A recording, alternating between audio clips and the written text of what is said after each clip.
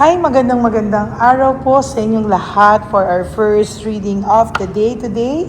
Pasensya na po kayo kung hindi na po ako nakapagbigay ng first reading of the day today. But ngayon, ito po, tayo po ay nagpabalik for another set of reading. Napakainit po talaga and ngayon ay ako po ay magbibigay ng first reading of the day today. Sana po, merong bumagsak, Wheel of Fortune in reverse.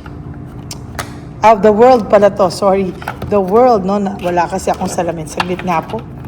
So, ito po ay ibang baraha, nadamay lang, So, wala pa raw po kayong closure. Hindi niya pa po ma-close. The World, incomplete pa rin po. Hindi niya pa rin po ma-close kung ano po yung dapat na para sa inyo. Marami pa po siyang questions ngayon sa kanyang isipan. And ngayon po, titingnan po natin kung ano po ang makikita natin sa araw na ito, A very, very powerful reading. So, tingnan po natin kung ano po ang makikita natin ngayong araw na to. I hope napanood niyo na po yung first and second. Pasensya na po kayo, pero talagang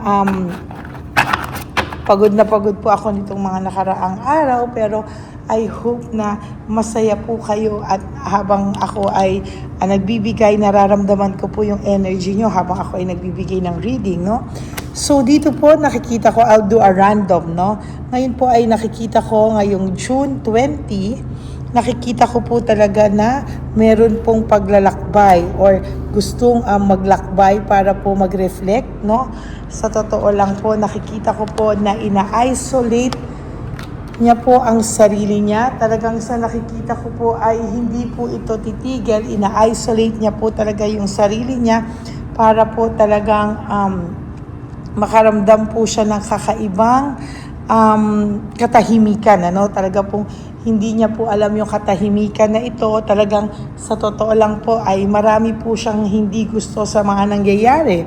Namimiss niya po yung inyong samahan or the way yung inyong pinagsamahan, kung paano kayo nagsamang dalawa.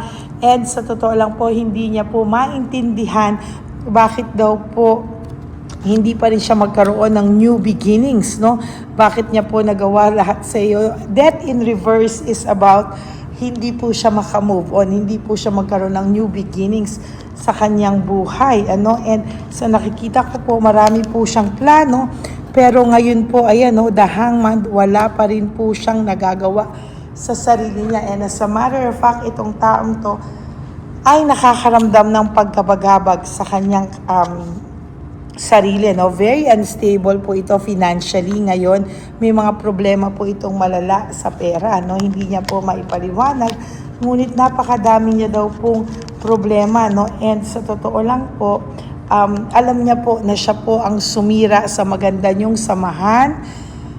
Siya po ang sumira sa lahat-lahat. And sa nakikita ko po, wala po siyang kagana-gana, hindi po siya motivated sa mga oras na to. And hindi niya po alam kung ano ang gagawin niya, The Tower is all about pagkabagabag, pagbagsak ng lahat-lahat po sa kanya. And magulong-magulo po ang buhay niya ngayon. Hindi niya po alam. Darating po ang araw, ito po mismo ang lalapit sa iyo. Siya po mismo ang magkukwento ng lahat-lahat ng pinanggagalingan niya at struggles niya sa buhay, Hindi niya po alam kung bakit daw po siya nagkaganito, kung ano daw po ang nangyari sa kanya, pero siya po ay hirap na hirap ngayon. Hindi niya po mabalanse ang mga nangyayari sa kanya at panay po sila away dito, away doon, Yung kasama niya pong person ay wala na pong ginawa kung hindi po makipag-away, Ayan, talagang grabe po yung away nila, And most of the time, ikaw rin po talaga yung pinag-aawayan. And there is this very dissatisfied sa kanyang buhay, May dissatisfaction siya, very unstable siya. And nung una, mayabang pa po ito. Talagang nung una po siya po ay laban pa, Pero ngayon po talagang nakikita ko po yung pagkabagabag niya sa sarili niya. And very confused po ang taong ito, sa totoo lang, Hindi po ito nakakatulog, Hindi po siya nakakatulog and talagang nahihirapan po siya. Oh, hindi po siya nakakatulog and sa totoo lang po, ayan no, nahihirapan po talaga siya and may mga pagsaksak po talaga siya, no? Talagang pinipilit niya ipakita sa iyo na hindi siya affected, na okay lang siya, but the truth is, hindi po siya okay sa buhay niya. And pinanghihinaan po siya ng loob. As a matter of fact, nanghihina po siya sa lahat ng mga nangyayari. Wheel of Fortune in reverse is all about frustration, negativity, hindi po stagnant, no, static, no, hindi po gumagalaw ang kanyang mundo, no, and hirap na hirap po siya, very undecided, hindi po niya alam kung ano po ang gagawin niya sa buhay niya. And sa nakikita ko po, magulo po ang buhay nito. Hindi po siya mapakali and sa totoo lang, the fool, para po siyang takot na takot kung ano po ang mangyayari sa kanya, no. As a matter of fact, siya po kasi ang gumawa niyan sa sarili niya. Self-victimization, self-entrapment, and very, very unstable po siya talaga ngayon and dissatisfied po siya sa kung ano man po ang nangyayari sa kanya. No? The moon is about naku-conscious to, naku-curious to, na naguguluhan to, and distracted siya sa mga bagay-bagay, wala po siyang kagana-gana sa buhay and talagang naiba po yung kanyang mundo, no. Yung talaga pong nangyayari is lumalaban lang po ito pero ang dami niya pong struggles na pinagdadaanan, hindi niya lang po pinapahalata pero sobra-sobra po yung struggles niya and marami po siyang burdens o responsibilities niya ngayon. Ang feeling niya po, yun doon na lang napupunta lahat and talagang yung struggles niya ay sobra-sobra. Ngayon niya po naiisip yung inyong connection. Ngayon niya po naiisip lahat yan. And there will come a time, sabi ko nga po sa iyo, siya ang mismo ang lalapit sa iyo, no? Sa totoo lang po, magulo po ang taong ito. Hindi niya po alam kung ano po ang kanyang gagawin, sa totoo lamang po. Yung connection niyo po talaga, ayan, no? Talagang at saka lahat po ng mga pangarap na inakala niya na matutupad niya ay maling-mali po, no? Bumaliktad po yung kanyang mundo at lahat po ng blessings na dapat na sa kanya ay nawala pong parang bula, no? Leaving behind, walking away, umalis po ito sa iyo ng walang paalam, ginosting ka nito. Or for some of you, ikaw pa po ang nasisi, no, sa lahat ng ito. Na talagang pong nasaktan ka sa pagkataong ito, sa nang pangyayaring ito, ikaw po talaga ay nasaktan, ano. Ito po ay isang bagay na hindi niya po pinag-isipan. Ito po yung mga isang bagay na talagang alam mo yon, sa totoo lang dapat ay pinag-isipan niya munang mabuti. Pero for some of you, sabi ko nga, may mga iba sa inyo na nagalaw kasi, no? And sa nakikita ko po, there is this sun in reverse. Sun in reverse is about frustration, negativity, and malungkot, no? Ngayon po, ayan, meron siyang pity, nagsi-self-pity po ito and sa totoo lang naguguluhan po ito sa buhay niya ngayon, ano. Siya po ang sumira ng maganda niyong relasyon. Siya po ngayon ay nagre-reflect, no, sa lahat po ngayon. Siya po ay nagre-reflect at hindi niya po alam kung ano po ang kanyang gagawin. Ang bigat po ng barahan niya, no, and gusto niya pong mag-rest, gusto niya pong magpahinga sa buhay niya, no. And sa nakikita ko po ay talagang malungkot po siya. So that is your first reading of the day. I hope na naka-resonate po kayong lahat. And if you do, can you please give me a like and comment down below para alam niyo po at alam ko po kung ano po ang feelings nyo sa ngayon. Ano? Maraming salamat po sa inyong lahat. And for those of you who would like to have a private reading with me, you may message me po at Lady Lee Elena, that's Ladyly Elena, nasa dulo po yan ng ating video. Diyan nyo lang po ako makukontak, that is my only official and legit FB and Messenger account. Ganon din po, pwede niyo po akong makontak dyan, ano? Ganon din po sa aking mga ever solid and loyal na Lady Elena family. I love you all from the bottom of my heart. Mahal na mahal ko po kayong lahat. At ang lagi ko pong payo sa inyo is just to live one day at a time. You do 3 things that will make you happy for the day. Prioritize yourself, make yourself happy, and always choose to love yourself because self-love is still the best love of all. Ako po ay magbabalik for another set of reading. Huwag po kayong malulungkot. Magbabalik po ako for another set of reading. And always remember that life is so short.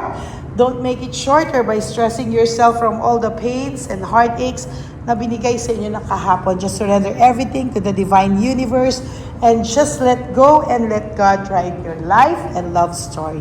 I will be back for another set of reading. God bless you and I love you all from the bottom of my heart. Bye!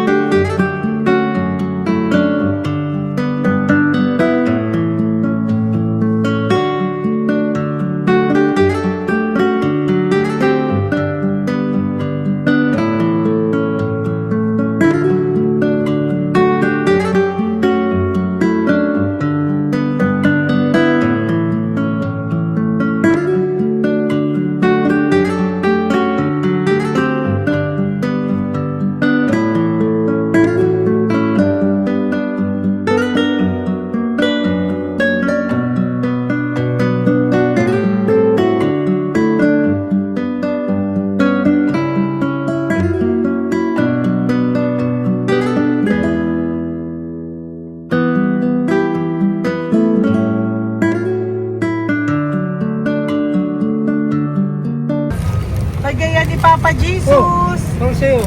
Ito pa no? Uy, Pera! wala na, that's it? Ito po pera. Ito pa pera, oh. Bigayan ni Papa Jesus! Kain mo yan, ha? Jesus yan. Wala ka ng pera dyan, ha? Okay lang kami, okay lang kami. Para sa iyo yan, para sa iyo. Naman yan ang isip niyo. Pagkain mo yan, ha? Saan ka pa? Bye-bye! Yung pagkain mo kunin. Ano po ito? Bakit? Lagay mo lang po dito. Pati po. Taga po, may bibigay lang po kami sa'yo. Bigay po ni Papa Jesus.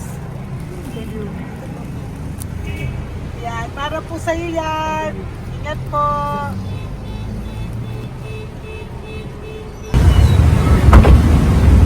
Gandang tanghali po. Bibigay po si Papa Jesus sa inyo. Salamat po. Salamat po. Ito po. Salamat po. Sige siya po kayo sa Pampaw. Thank you po. God bless po, nanay. Apo, apo, apo. Pangalaman po. God bless.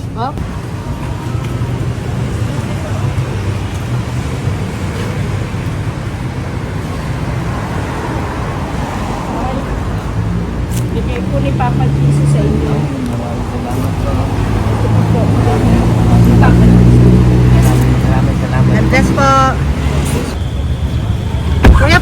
po yan ha. Tayo ka ba nandyan? Hindi po. Dito po, nasa timbahan po. Ah! Sa Music Ministry. Doon ka nakapwesto. Opo. Sige po, bye po. Dapat po, ingat.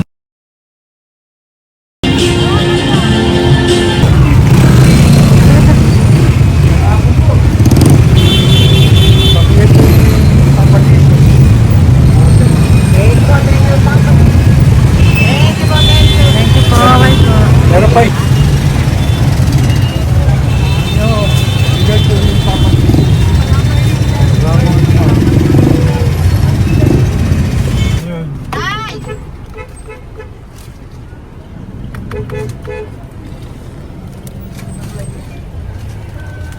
Yun. Tay, para sa iyo po, bigay po ni Papa Jesus. Papa Jesus, amen. Tay, bye-bye. God bless po, God bless. Para sa iyo po, bigay po ni Papa Jesus. Ayan po, bigay po yan sa iyo ni Papa Jesus. Thank you po. Amen.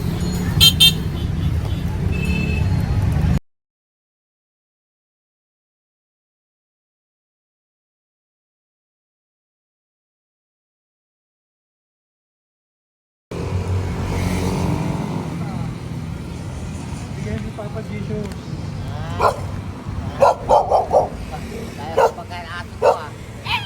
Madami mong aso, kuya. Alaga mo lahat yan? O, nagkait. Hindi, size yan. Nasa niya iba? Kalagala. Ay, talaga? Salamat po. Kalagala ko. Paano pagkain yan, kuya? Saan mo kinukuha?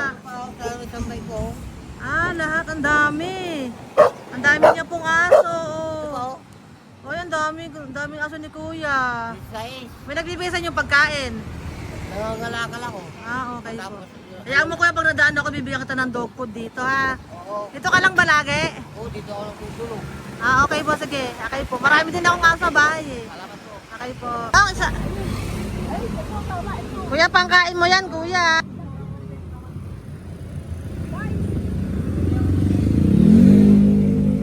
Nangangalakal ka, kuya? Sige po, thank you po. Maraming salamat, ma'am. May pagkain ka, nanay. Sa hirap ng buhay ngayon. Ba't nandito ka, nay? Tagasan ka ba? Yung arthritis ang sakit ko eh. Tagasan ka ba, nay? Sa plado eh. Sa Pladway. Oo. Okay po.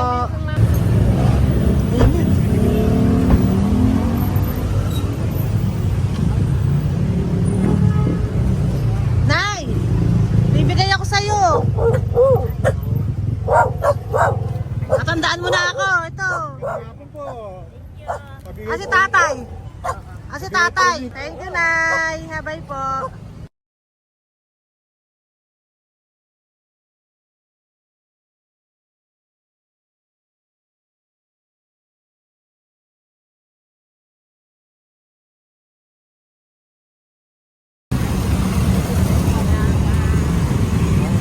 God bless, Nay. Thank you po. Pabigay po. Ay, bigay po ni Papa Jesus. Salamat po. Bigay po ni Papa Salamat po, Jesus. ate. Ito po, oh. Salamat po. Bigay po ni Papa Jesus. Ito pa po. Salamat po, tay. Salamat po, tita. Bye-bye po. Maraming po salamat. Kayo, ate. Opo, ingat po kayo. Taga saan po kayo? Taga Tayabas, Quezon po kami. Mga aita po kami sa Quezon, mga katutubo. Sige, ingat po. God bless.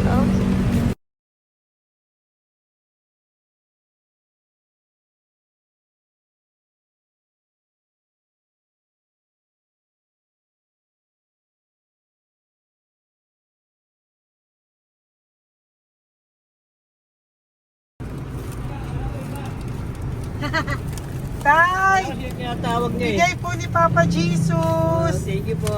Ayan po. Sobrang Ang sipag mo naman, tay. sipag niyo naman po. Kanina po kasi, taglagas ngayon, taglagas. Pang merienda niyo po yan, Sige po, ha? salamat po sa inyo. Tapos yung road bags po, Kala ko uwi sino niyo po. binubusinahan niya eh. Sige Thank po, you na bye-bye po. Thank you po, salamat po, bye-bye.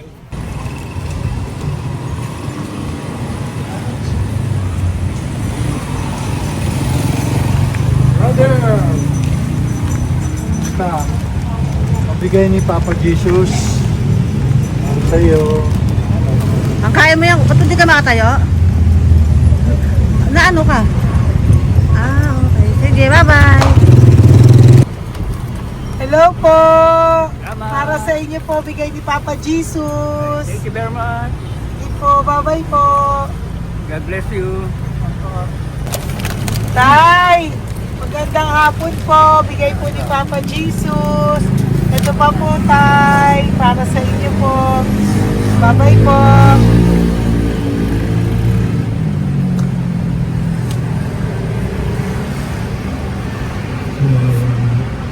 Kawawa, no?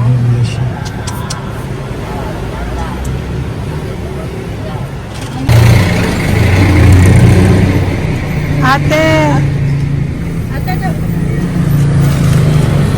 Ito lang. Baka maano siya.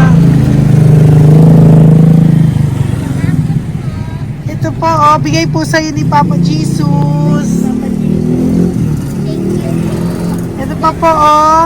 Pera po. God bless po. Okay. Taga saan ka po? Sige, ingat ka po, ah. Hello po, magandang hapon po. Ano po? Bigay po sa'yo ni Papa Jesus. Thank you, madam. Tsaka ito pa po, para po sa'yo. Salamat. Thank you po, ingat po.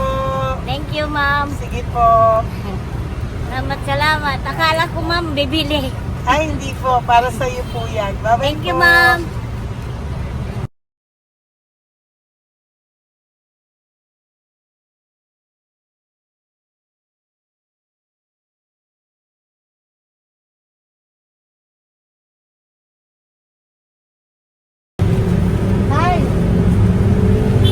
Hirap na hirap. Bibigay po ako ng uso. Hirap na hirap Dito siya. po tayo, dito sa kabila. Ano mo siya, lies pa yan. Kawawa naman. Tay, magandang araw po. Lord. Bigay po ni Papa Jesus. Ay, ito po, ano yung pandagdag po. Dagdag po, bigay po ni Papa Jesus. Thank you po. Thank you po. Kawawa naman. Diyos ko, hindi na siya makaano ko. Ano? Dapat may tatawin lahat. Ano kami yun, nalilito lang. Siyempre, ang bigat niyan.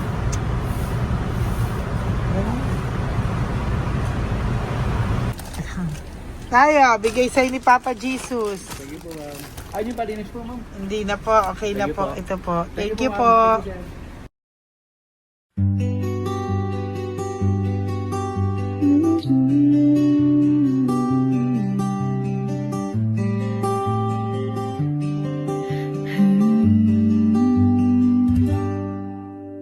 Nasa panahon ako ng kalungkutan, panahon na hindi ko alam ang gagawin.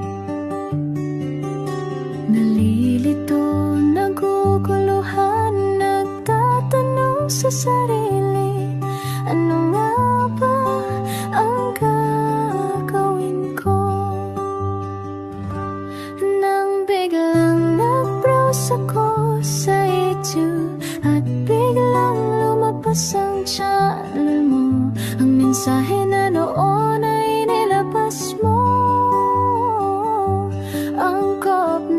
Angkop sa nadarama ko.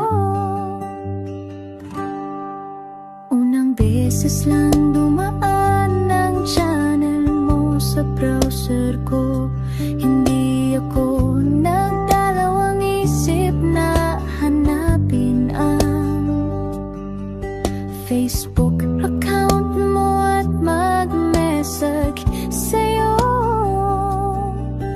Agad ka naman sumagot sa mensahe ko. Hindi ko alam ang damdamin noon, dahil parang may sumungaw sa aking pag-asa. Nang kaliwanagan sa dilim ng gabi, dumating ka, ikaw ang sagot sa panalangin. Salamat dumating ka at nakilala kita.